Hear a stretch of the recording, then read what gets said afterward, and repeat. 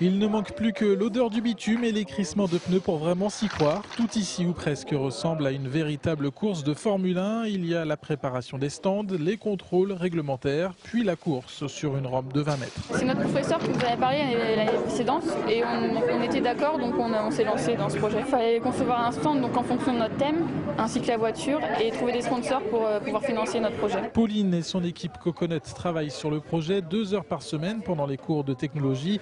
Ici, la performance pure ne suffit pas. Une voiture bien propulsée par sa cartouche de gaz est un atout, mais la présentation orale du projet et du stand, ainsi que la recherche de sponsors, font aussi partie de la note. Une personne de notre équipe fait la communication pour les sponsors, et puis tout ce qui est argent et tout. Et puis on a un deuxième pour la voiture, la fabrication, le design. Au début c'était dur à se mettre en route, mais après ça a été. Au fil des épreuves, les participants, par équipe de 4 à 6, se piquent au jeu. À coup de dixième, on se dispute la première place. Les élèves de 3e en oublient même le but premier de l'événement, la promotion des filières scientifiques, notamment ici à l'IUT.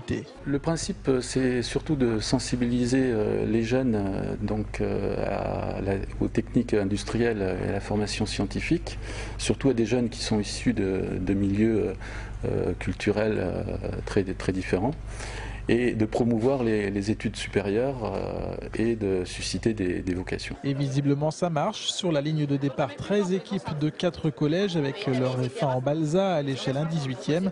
Les professeurs n'ont eu aucun mal à motiver les ingénieurs et les techniciens en herbe. C'est une très bonne expérience pour eux. Ils ont appris beaucoup de choses qu'ils n'auraient jamais appris s'ils avaient fait des cours ordinaires en technologie. En technologie, on travaille en groupe, mais là, c'était un groupe plus solidaire que d'habitude, parce que le projet était très motivant. Les vainqueurs du Grand Prix Troyen sont sélectionnés pour la finale nationale à Paris le 27 mai. La meilleure écurie française disputera le titre mondial en marge du Grand Prix d'Abu Dhabi en octobre aux Émirats Arabes Unis.